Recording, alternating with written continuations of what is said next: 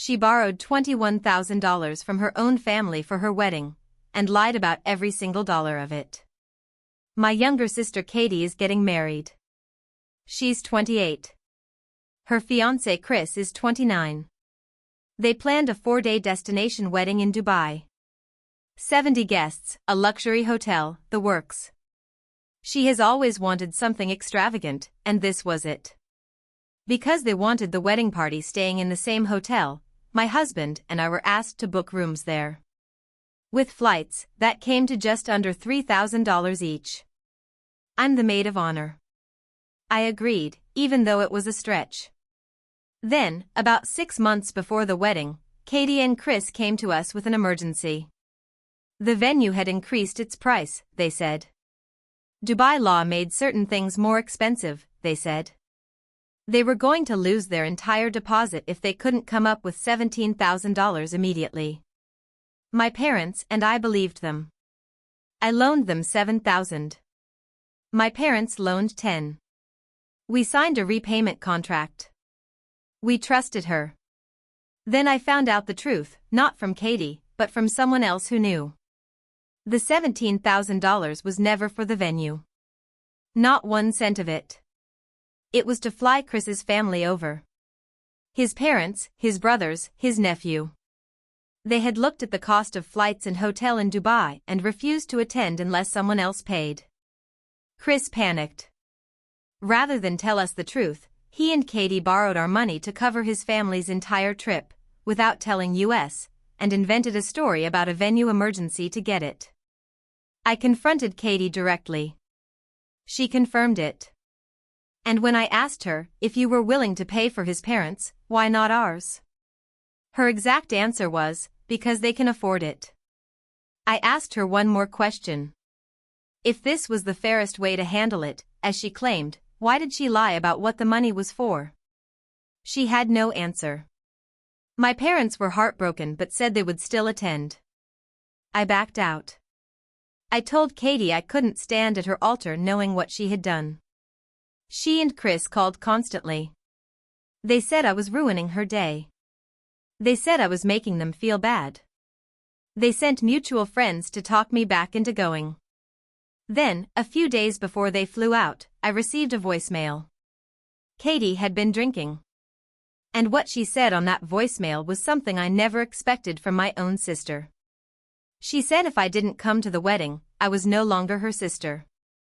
She said I was embarrassing myself, embarrassing her, embarrassing Chris. And then she said this, if I didn't show up, neither she nor Chris would be repaying me or my parents. Not a single dollar.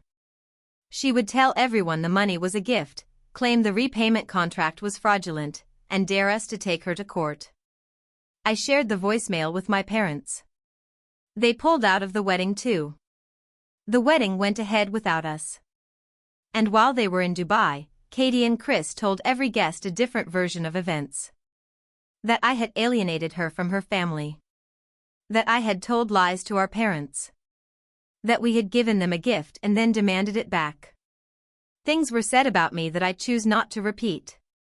When the first repayment date arrived, nothing came. Silence. My brother-in-law, who is a solicitor, sent formal correspondence. That was also ignored, except for one email from what appeared to be a fake law firm, claiming the money was gifted and the contract was invalid. My brother-in-law's response was to attach a copy of the voicemail. 5 days later, the full amount landed in our accounts. Now let me tell you what Reddit said, because the comments were genuinely split in a way I didn't expect. The overwhelming majority said she was not the asshole. The top comment had over 42,000 upvotes. You didn't refuse to attend a wedding. You refused to reward someone for lying to your face, stealing from your parents, and then threatening you when you set a boundary. Those are 3 separate things and all 3 needed a consequence. But there were real dissenting voices too.